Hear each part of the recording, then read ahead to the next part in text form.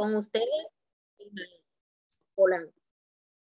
Dios les bendiga de una manera muy especial a cada uno de ustedes.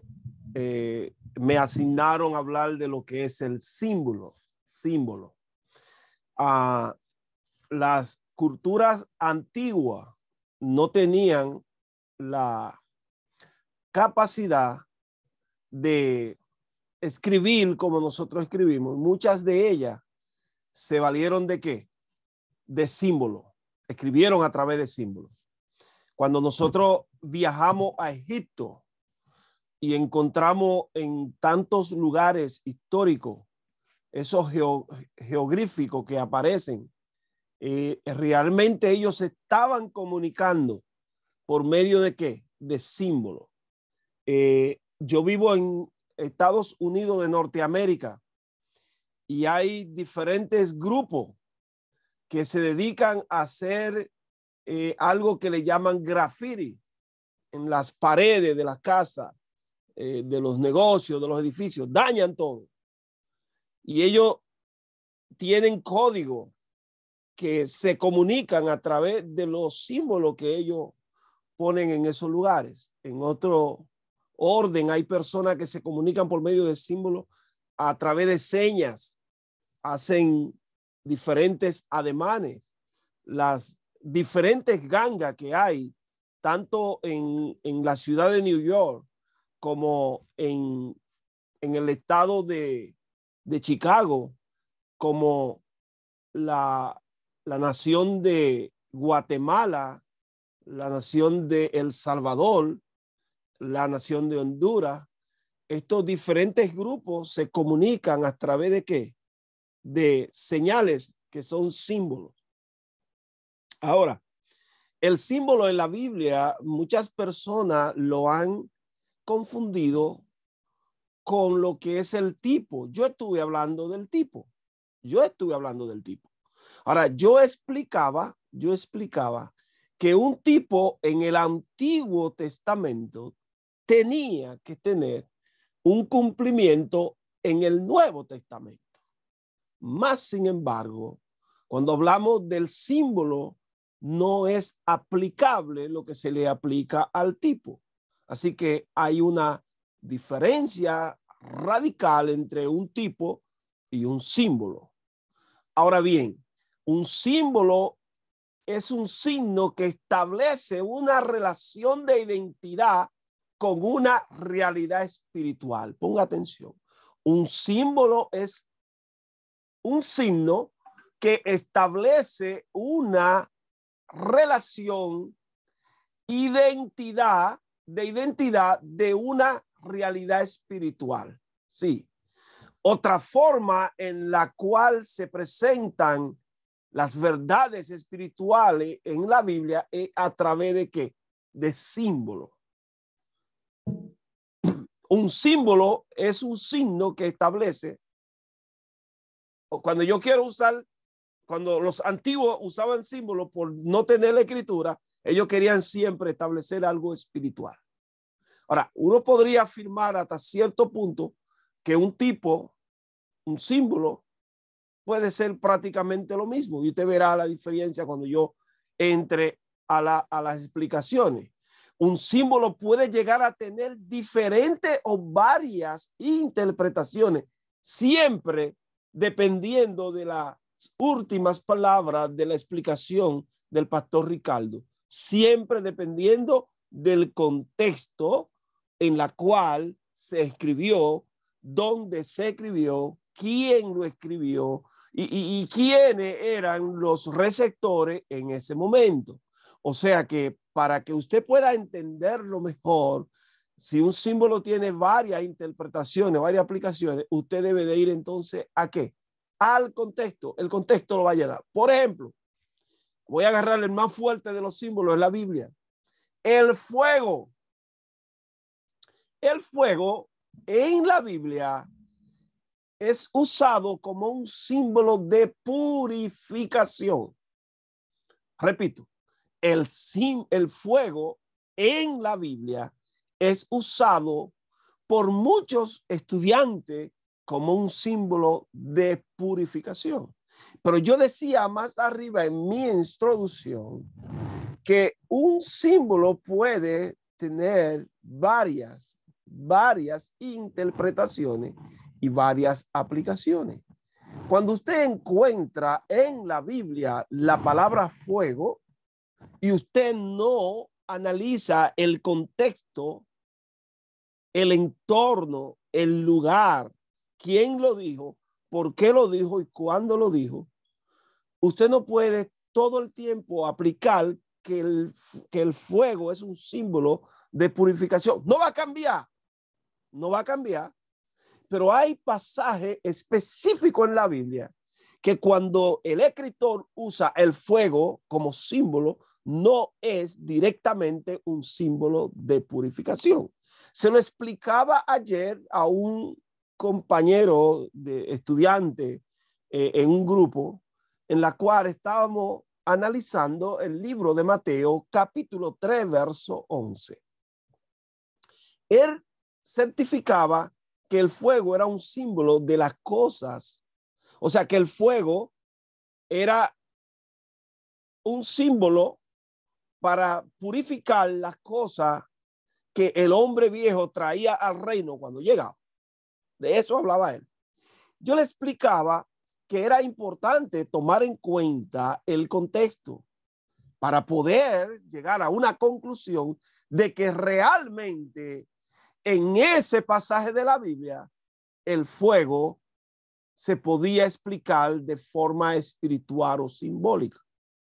¿Por qué? Porque yo postulaba y postulo aún que el fuego desde ese contexto no es más que un juicio. Es decir, que así como expliqué que un solo símbolo, un símbolo puede tener varias interpretaciones y varias aplicaciones, lo mismo sucede aquí con el fuego. El fuego nadie puede desconectarlo de que puede ser un símbolo de purificación. Pero cuando analizamos el contexto, de cuándo se dijo, por qué se dijo y quién lo dijo, nosotros podemos cambiar entonces que en ese momento el símbolo no es purificación, sino juicio. Y yo decía que es cuando analizamos el capítulo 3 de Mateo, del verso 1 al verso 12, encontramos que en el verso 1 y el verso 2, el escritor sagrado está presentando las profecías que hablaban de uno que llegaría antes del Mesías y se estaba refiriendo al libro de Malaquías capítulo 4, verso 5 y el libro de Isaías capítulo 40, verso 1 al 3. Ahora, en los versos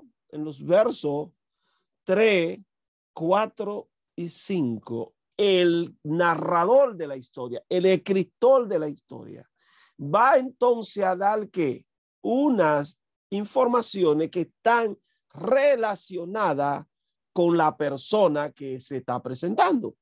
Él está dando descripciones específicas.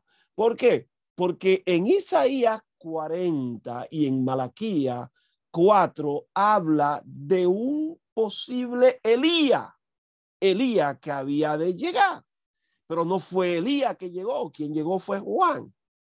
Ahora el escritor está tratando de que sus lectores entiendan que ese Juan, el sumergidor, no era más que el Elías prometido en el Antiguo Testamento que llegaría como el precursor antes de que llegara el Mesías. Y qué bueno que en el capítulo 11 y el capítulo 14 del libro de Mateo, el mismo Jesús explicó que ese Juan el Bautista era el Elías de las profecías del Antiguo Testamento. Yo le explicaba a este amigo centroamericano que era importante analizar no solamente el contexto geográfico, sino el contexto escritural. ¿Por qué? Porque el texto dice que salía a Juan el Bautista todo Jerusalén, toda Judea y todas las provincias de alrededor. Y mientras un grupo de personas confesaba su pecado, aceptaba el plan, la buena nueva de salvación que Juan el Bautista estaba presentando, Juan el Bautista lo estaba bautizando en las aguas. Pero de repente el gran Juan observa a un grupo de personas que no se llegaban a él para escuchar la palabra y arrepentirse y ser bautizados, sino que estaban como espectadores. Fueron enviados por sus líderes religiosos para que investigaran si ese Juan el Bautista estaba llenando los requisitos de su Mesías que ellos esperaban. Ahora llega un momento, a partir del verso 7, que Juan el Bautista enfrentó entonces al otro grupo. Fíjese que hay un grupo que se está convirtiendo, que se está arrepintiendo y que están siendo bautizados. Pero ahora Juan cambia de visión y enfrenta a aquel grupo que tenían vestidura resplandeciente, vestidura larga, vestidura limpia, quizás no se parecían en nada a los demás. ¿Por qué? Por el alto grado de espiritualidad que ellos representaban. Entonces, el sumergidor lo enfrenta a ellos y le dice, ¿por qué piensan dentro de ustedes mismos que Abraham ustedes tienen por padre? Porque yo os digo que Dios puede levantar hijo a Abraham aún de esta piedra.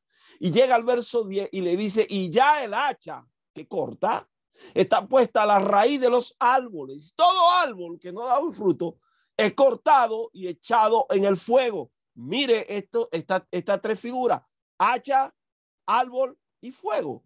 Entonces, el verso 11, Juan dice, yo a la verdad o bautizo en las aguas, pero viene uno tras mí, el cual yo no soy digno de encorvado desatar la sandalia de sus zapatos. Es importante que usted entienda que esta conversación es con los hipócritas que fueron como espectadores. Yo a la verdad o bautizo ¿en qué? En agua para arrepentimiento de los pecados. Pero tras mí viene uno, el cual yo no soy digno de encorvado desatar la sandalia de sus zapatos, que más adelante, como pertenece a tu figura de retórica, explicaremos qué quiso dejar dicho el Bautista cuando habló de desatar encorvado la correa de sus zapatos. Dice, tras mí viene uno que es más poderoso que yo. Él os bautizará en Espíritu Santo. ¿A quién? A ellos mismos, si se arrepentían. Alabado sea el nombre de Jesús. Él os bautizará en Espíritu Santo y dice, y fuego. Si usted por lo menos llegó al octavo de la primaria, usted se da cuenta que la palabra Y en medio de dos artículos lo que está haciendo es una separación. Y fuego está diciendo, él tiene el poder para bautizar con Espíritu Santo y también con fuego. Ya yo estoy bautizando en agua, pero él viene con otro bautismo diferente. Él viene con el bautismo de ¿qué? De Espíritu Santo y también de fuego. Ahora dice el verso 12, que es la clave. Él trae su aventador en sus manos, limpiará su era, recogerá su trigo en el granero y echará la paja. ¿Quién era la paja? Los hipócritas que estaban ahí. En el fuego que nunca se apaga. Es imposible que usted tome ese pasaje de Mateo 3:11 y usted lo espiritualice y diga que en ese pasaje se está hablando de un símbolo de purificación. No, los elementos que se mencionan ahí, como son el hacha, el árbol, el fuego, el granero, el aventador, están relacionados con un fuego literal. Entonces, concluimos que el fuego en Mateo 3:11 no tiene que ver nada con purificación, tiene que ver con juicio, así como aparece en Mateo capítulo capítulo 25, verso 41, y en el libro de las Revelaciones, capítulo 20, verso 15. Ya que hablé tanto del fuego, quiero darle por lo menos 2 ejemplos más de símbolos en la Biblia, porque usted leyendo su Biblia lo va a encontrar. Muchas veces encontramos agua, hablando de agua. El agua es un símbolo de qué? Es un símbolo de qué? Del lavamiento, de lo moral, de qué? De la santificación. El agua puede ser símbolo del lavamiento moral para santificarla, habiéndola purificado en el lavamiento de las aguas por la palabra. Efesios capítulo 5, verso 26. El agua es el símbolo de que del lavamiento de la iglesia, en este caso de los creyentes. Sí, hay otro pasaje que usted puede conseguirlo para encontrar que el mismo símbolo del agua que está en Juan capítulo 4, verso 14. Juan capítulo verso 14. Mire cómo aparece el símbolo. Dice, o también puede ser el símbolo de salvación, mas el que bebiere del agua que yo le daré. Óigame bien, Jesús le pide agua a la mujer y ahora él le dice a ella, el que bebiere del agua que yo le daré. ¿Estaba Jesús sacando agua para darle a ella? No. Dice, no tendrá sed jamás. ¿Cómo es posible que un ser humano no tenga sed jamás? Se estaba refiriendo nada más y nada menos que a la vida eterna. El agua como símbolo de ¿qué? De la vida eterna. Otro símbolo que me gustaría explicarlo ya que estoy en la conclusión es el arco iris. Es el arco iris que tanto problema le ha causado a los evangélicos de esta generación. El arco iris es bíblico, está en la Biblia, está en el capítulo 9 del libro de ¿quién? De Génesis, donde aparece y Dios dice que él no va a destruir más la tierra con agua, y dice que va a poner su señal. Y como Dios es la excelencia de la fidelidad, pues el arcoíris es que es un símbolo de qué? De fidelidad. Aunque hoy usted encuentra a un grupo de personas que usan el arcoíris como forma de vestimenta y como forma de exteriorizar sus. Pero el símbolo, el arcoíris en la Biblia, es que es símbolo de fidelidad. Y Dios dice, no volveré a destruir más la tierra con agua. Pero sin haber mucha agua y haber diluvio, caramba, aparecen arcoíris. Oye, cada vez que yo veo un arcoíris, yo me remonto al libro de Génesis y sé que Dios está sellando ese pacto que hizo con Noé y su familia de no destruir jamás la tierra con agua. Y por último, la lepra, una enfermedad. La lepra es un símbolo de ¿qué? De pecado. Es una enfermedad, pero es un símbolo de pecado según la Biblia.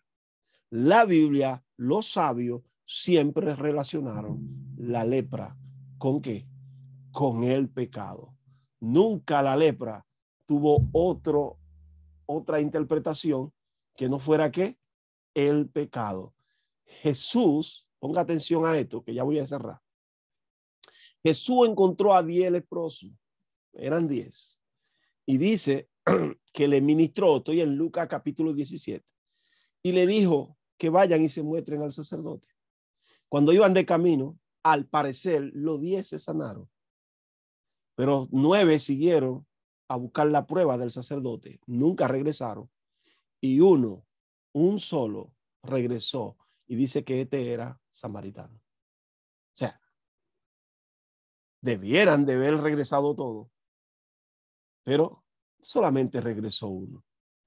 Hay una información ahí que no tiene sentido que yo se la dé, pero solamente así, ese chipito a usted. Dicen que este que regresó era descendiente de un hombre llamado Giesi.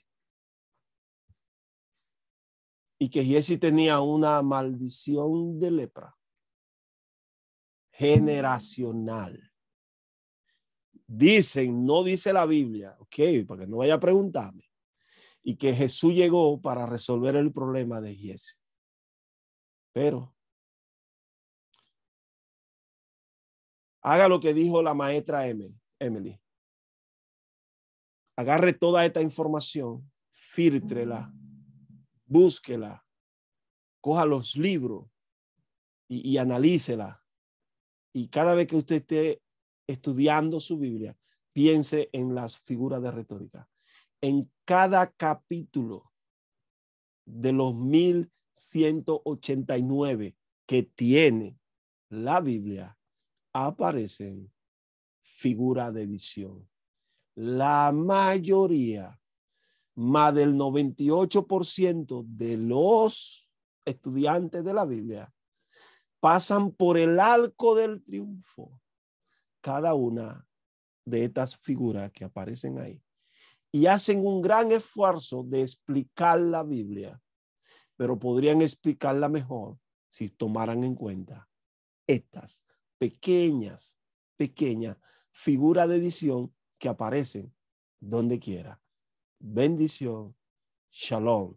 Y por cierto, hoy no va a haber pregunta porque el maestro tiene otro compromiso.